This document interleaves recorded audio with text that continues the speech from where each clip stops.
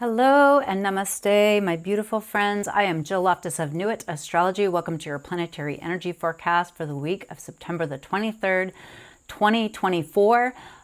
Very exciting week. I will be in Portugal. I'm having my first yoga retreat with some of my clients. I'm super excited. We'll be doing tarot and astrology, and so if you're at all interested in attending retreats, be sure to sign up for my newsletter and sign up for the Journeys with Jill tab so that I can keep you informed about my travel plans and gathering the people together, like-minded people. It's really important as we step into the Aquarian age that we maintain our personal relationships with each other, right?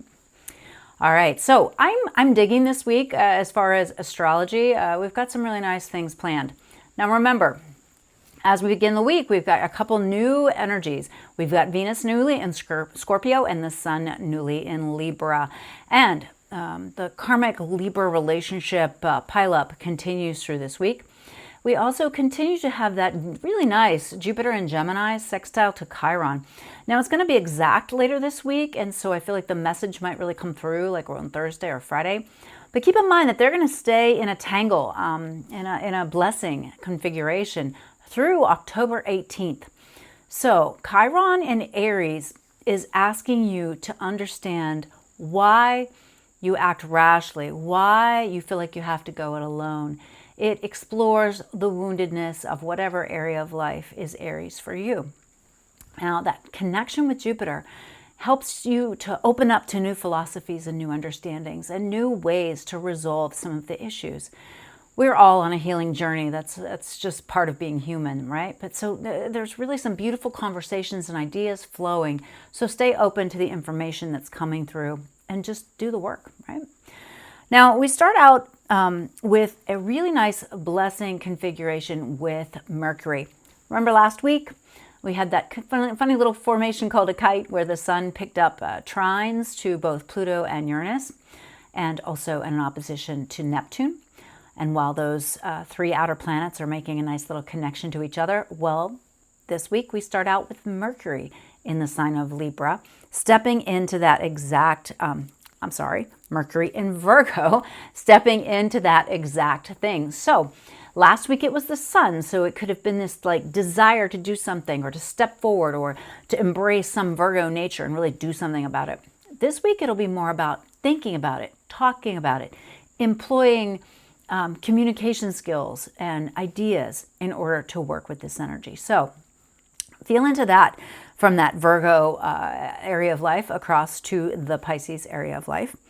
And really, be change adept. We're all being ushered into a new, I don't know, so many new cycles. It's just so much change all at once, right? So, and it's not good or bad. It's just a lot. So stay grounded as best you can. And then I'm really loving as this, as Mercury moves into the sign of Libra on the 26th. Now, of course, it prefers to be in Virgo, but when it steps into the sign of Libra, I feel like it's going to help us to really have those conversations that we need to have that relate to our relationships. Because at the end of the week, we have the South Node, which is in Libra, the Sun, which is in Libra, and then Mercury, all beginning to gather. Now, of course, they stand across the sky from the South Node. The South Node is always right across from the North Node. And it's in that independent Aries sign. And it's really asking the partnership part of us to collaborate in a place of strength, not just from neediness. My mother used to say, you've probably heard me say this, that this world goes 2 by 2. Yes, of course you can do it alone, but why?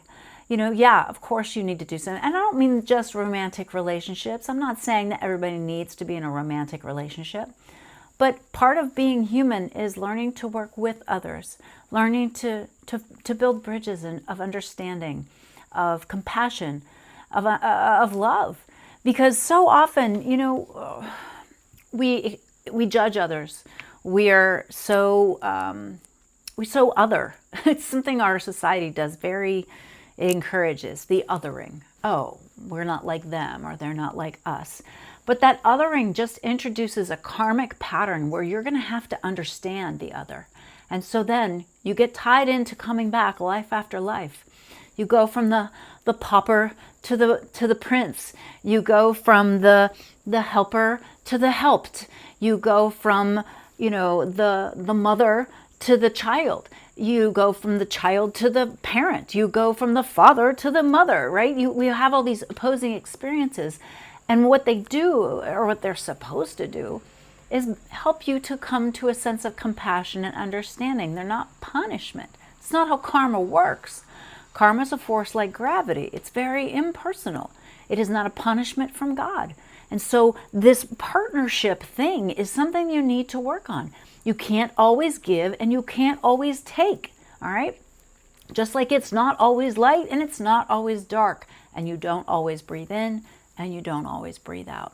All right, my rant is over. Okay. Now, I'm also really watching at the end of the week, we are beginning to pick up a beautiful flow of energy from Mars to Saturn. So Mars in Cancer to Saturn in Pisces. So I'm really liking that. That's going to help us to understand we have to operate not just from the realm of thought and linear thinking. We have to learn how to tap in emotionally. We need to tap into the flow of information, the intuition, the inner knowing. It's always there. It's just no different than adjusting your dial on your radio in your car, right? And they're static, but there's a place that you position it, and all of a sudden the information flows, the music flows. So this is an opportunity, I think, to really tune your trimmer, as my teacher Shelley would say. And then we wrap up that month the week with, on September 29th, that exact Mercury conjunction with the South Node in Libra. So really watch your words and your mind when you're interacting with someone else. Make sure you're not being all self-deprecating. Make sure you're not always going, oh, sure, that's fine, when inside you're screaming, no, learn to communicate your needs. Learn to be honest with yourself. There's no way you can be honest with anybody else if you're not honest with yourself, right? So there's a lot of education occurring this week. So as far as the light of this week, well, I'm really loving, I'm loving the kite formation. I'm loving the ideas that will be flowing in. I think that will be really wonderful.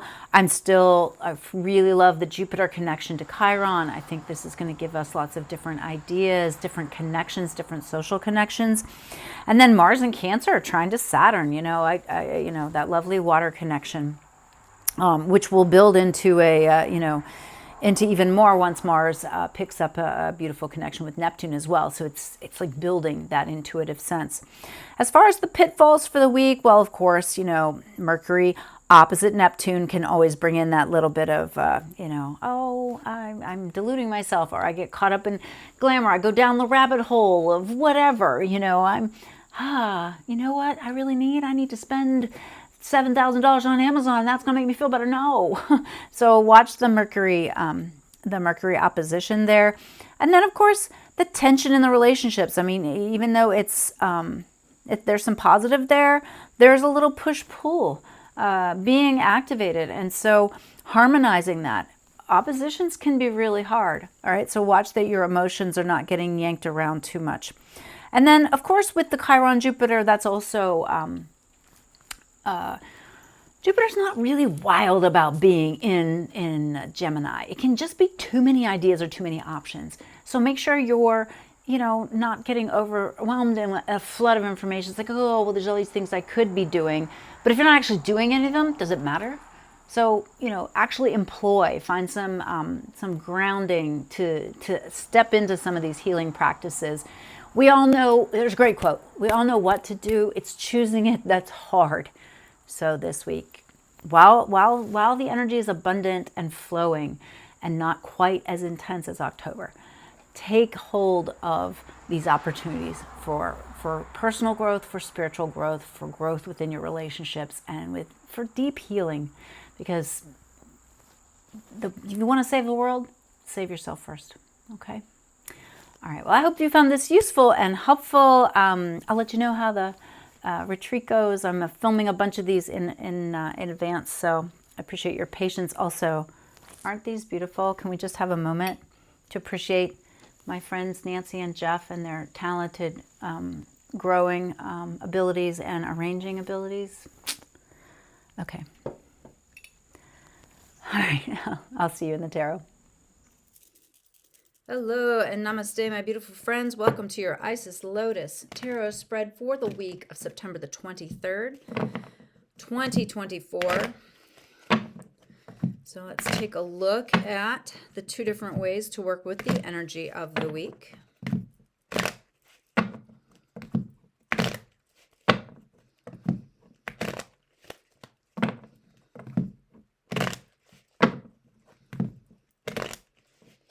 Be sure to drop a comment below. Let me know how your September is wrapping up, because let me tell you, October, man.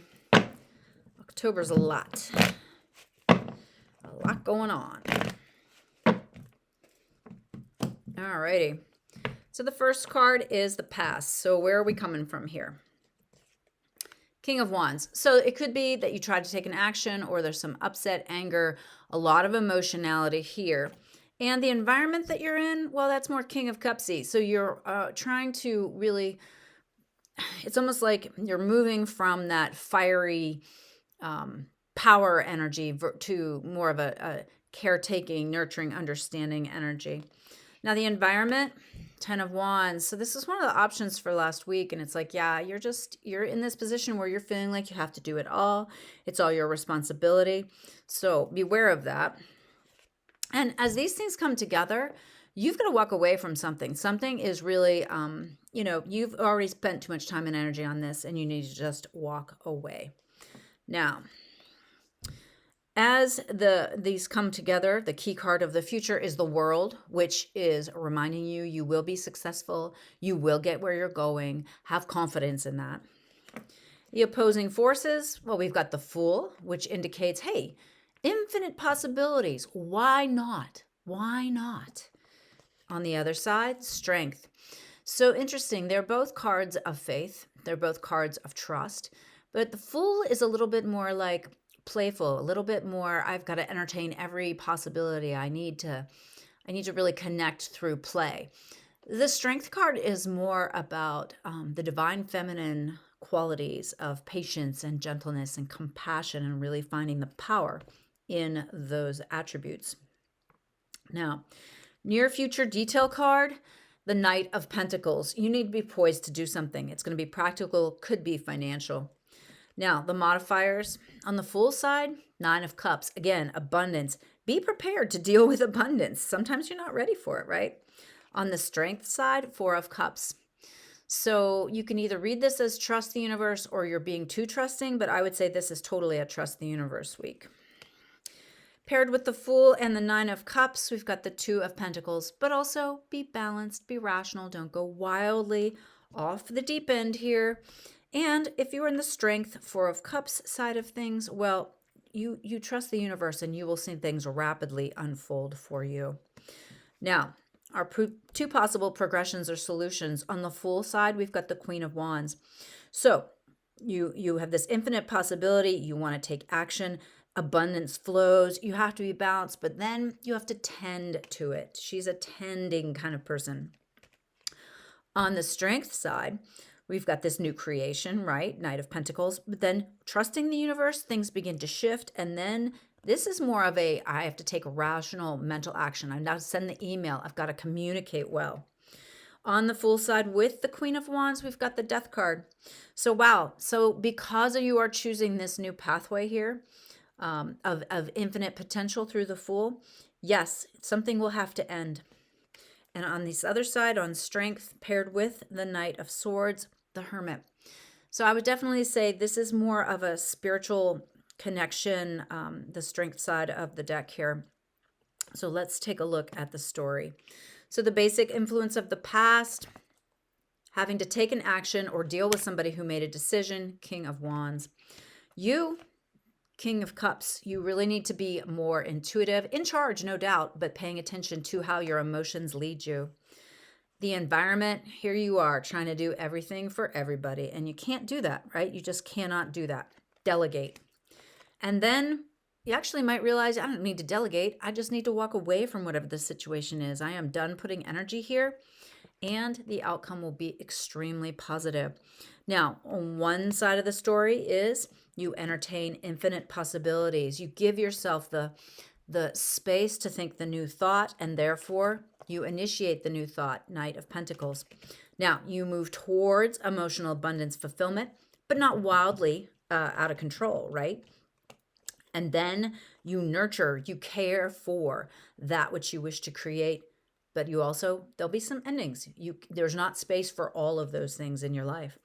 On the other side, we've got the Strength card. We've got this really like, wow, I'm coming in this place of love and compassion. That is how I'm going to move forward and initiate something. Now, I have to trust the universe here. And once I do, once I really let go of control, boom, it arrives. Then I will need to act rationally, but Hermit, stay connected to my angels and guides. So, looks like an interesting week, my beautiful friends. If you have any questions, drop them below, and I'll see you next week. Bye.